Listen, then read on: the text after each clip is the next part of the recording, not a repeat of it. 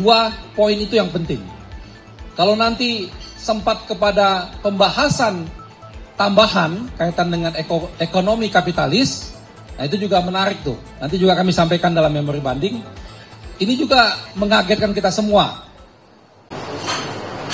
Nanti kami akan menjelaskan tentang detail apa saja yang kami ajukan dalam memori banding, nanti dibantu Pak Dodi, Pak Zaid, dan Pak Gito.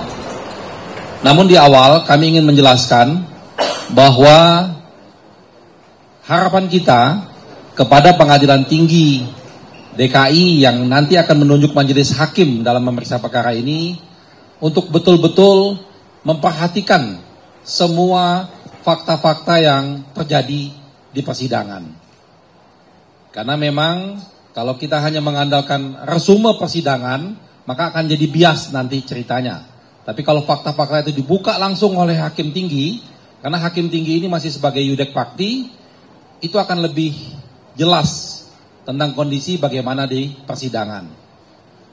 Kawan-kawan sekalian, secara umum kami sampaikan bahwa perkara ini sesungguhnya tidak terlampau sulit dan bukan perkara hukum yang kalau bahasanya itu ngejelimet itu enggak. Ini perkara biasa saja. Perkara biasa saja dan juga pemahaman hukumnya juga pemahaman hukum yang mungkin standar-standar saja.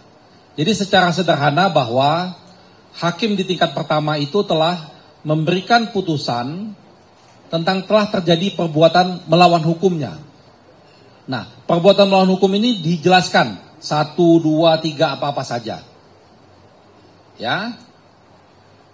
Di tahap ini kami menjawab bahwa yang dimaksud dengan perbuatan melawan hukumnya yang tadi dijelaskan tadi bisa kami jawab, bisa kami jelaskan semua bahwa itu tidak sesuai dengan fakta persidangan. Nanti Mas Zaid bisa menjelaskan tuh apa-apa saja yang unsur tentang secara melawan hukumnya itu yang tidak sesuai dengan fakta persidangan. Ya. Itu telah diuraikan semua. Itu poinnya di sana.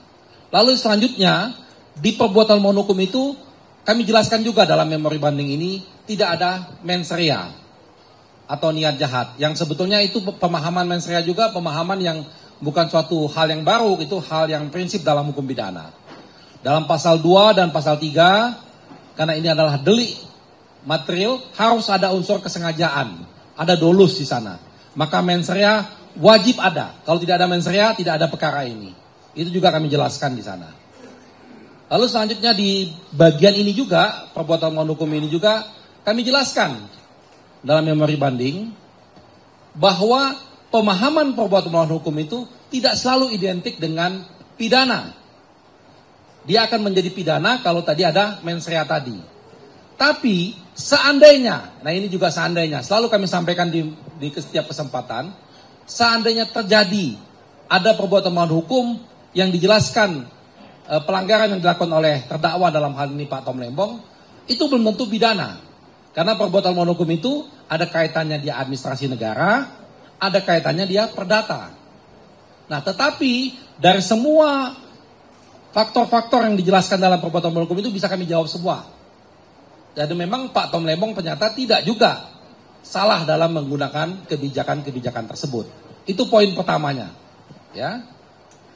Lalu pada poin yang kedua, ini 2 poin penting, nanti yang lain-lainnya bisa dijelaskan, adalah tentang unsur memperkaya orang lain. Merugikan keuangan negara, lalu dengan tujuan untuk memperkaya orang lain. Karena dalam hal diri sendiri, hakim mengakui Pak Tom Lembong tidak memperkaya dirinya sendiri, tapi dianggap memperkaya orang lain. Nah, di sini juga kami jelaskan bahwa itu juga salah. Karena kaitan dengan situ, kaitan dengan unsur ini, ternyata tidak ada yang diperkaya orang lain secara melawan hukum itu tidak ada. Itu satu proses mekanisme bisnis yang sangat biasa dan lumrah. Jadi 2 poin itu yang penting. Kalau nanti sempat kepada pembahasan tambahan kaitan dengan ekonomi kapitalis, nah itu juga menarik tuh. Nanti juga kami sampaikan dalam memori banding. Ini juga mengagetkan kita semua. Kaitan dengan pembahasan ekonomi kapitalis yang tidak pernah dibahas. Karena begini ya, hakim itu memutus sesuai dengan fakta-fakta yang ada di persidangan. Jadi kalau tidak ada di persidangan, lalu dia memutus sendiri, tanpa ada dasar itu juga membuat keganjilan yang sangat besar. Satu itu, tidak ada pembahasan itu. Kedua, pemahaman tentang ekonomi kapitalisnya juga salah. Ternyata yang dimaksud dengan ekonomi kapitalis itu juga tidak dipahami secara baik oleh hakim di tingkat pertama. Ini kami masukkan dalam memori banding supaya ini dievaluasi lagi. Jadi kaitannya dengan pasal 2 dan pasal 3 Undang-Undang Tipikor, disinilah yang kita uraikan, setiap unsur-unsurnya kami bisa jelaskan di sana. Nah, kira-kira itu pengantar dari saya, kawan-kawan sekalian. Nanti disambung oleh Pak Dodi, Pak Zaid, dan Pak Gito. Terima kasih. Silakan, Pak. Baik, terima kasih Pak Ari. Selanjutnya kami berikan kesempatan kepada Pak Dodi. Bisa tolong dijelaskan juga terkait dengan apakah hakim dalam memberikan putusan ini sudah benar. Silakan. Baik, terima kasih. Assalamualaikum warahmatullahi wabarakatuh. Salam sejahtera bagi kita sekalian. Puji syukur kehadirat Allah Subhanahu wa taala bahwa kita masih diberikan kesempatan untuk menggali nilai-nilai kebenaran,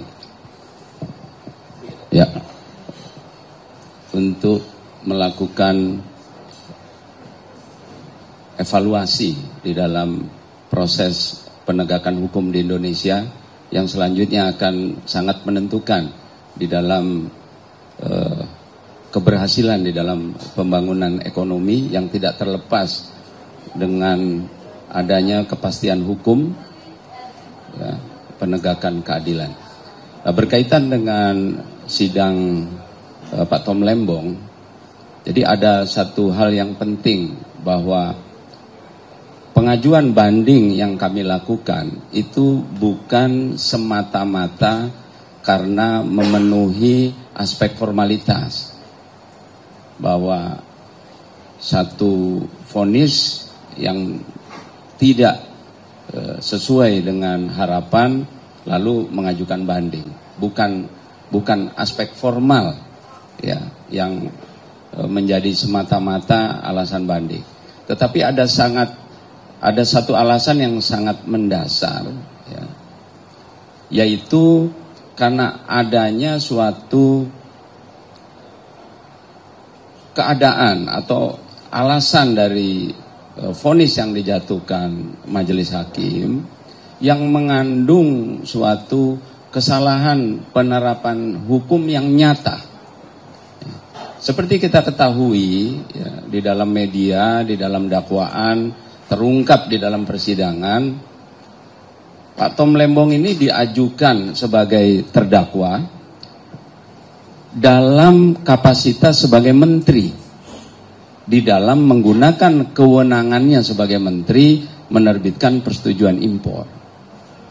Jadi jelas Pak Tom Lembong sebagai menteri. Namun di dalam pembuktian yang dilakukan oleh jaksa tidak pernah menyentuh pembuktian bahwa ada perbuatan di luar kewenangan, melampaui kewenangan, ya, yang dilakukan oleh Pak Tom Lembong di dalam menerbitkan persetujuan impor. Bahkan sebaliknya, di dalam persetujuan impor yang dilakukan, semua dilakukan berdasarkan kewenangan-kewenangan. Jadi penggunaan pasal 2 sebagai pasal yang dinyatakan terbukti, ya, sangat keliru secara nyata, ya, karena pembuat undang-undang tindak pidana korupsi secara tegas memisahkan pasal 2 dan pasal 3 dengan maksud bahwa untuk pelanggaran yang dilakukan di dalam ruang lingkup kewenangan itu dikenakan pasal 3. Ahli di dalam persidangan sudah menjelaskan, ya, dalam hal kemudian dalam penggunaan kewenangan terdapat tindakan yang menguntungkan diri sendiri, baru boleh dikenakan pasal 2. Tetapi di dalam fakta persidangan sudah digali, tidak ada keuntungan yang diambil oleh Pak Tom Lembong di dalam menerbitkan persetujuan impor.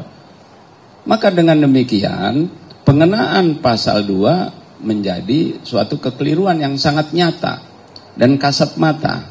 Dan secara jelas sebenarnya hakim mengetahui bagaimana penerapan pasal 2 dan pasal 3. Begitu juga terkait dengan unsur-unsur. Ya, tadi Pak Ari sudah menyatakan bahwa pertimbangan-pertimbangan hakim secara jelas menabrak fakta persidangan.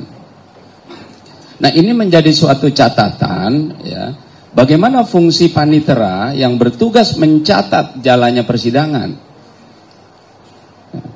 bahwa apa yang dijadikan dasar oleh majelis hakim dalam hal menyatakan terbuktinya unsur menguntungkan orang lain, menyebutkan secara tegas bahwa pihak-pihak, ya, yang namanya Tony Wijaya CS itu menerima keuntungan. Padahal di dalam fakta persidangan secara jelas yang bersangkutan menyatakan di dalam keterangannya tidak pernah mendapatkan keuntungan apapun. Bahkan di dalam proses penyerahan uang titipan kepada jaksa, diakui bahwa yang menerima keuntungan adalah perusahaan-perusahaan di mana Tommy Seth bekerja.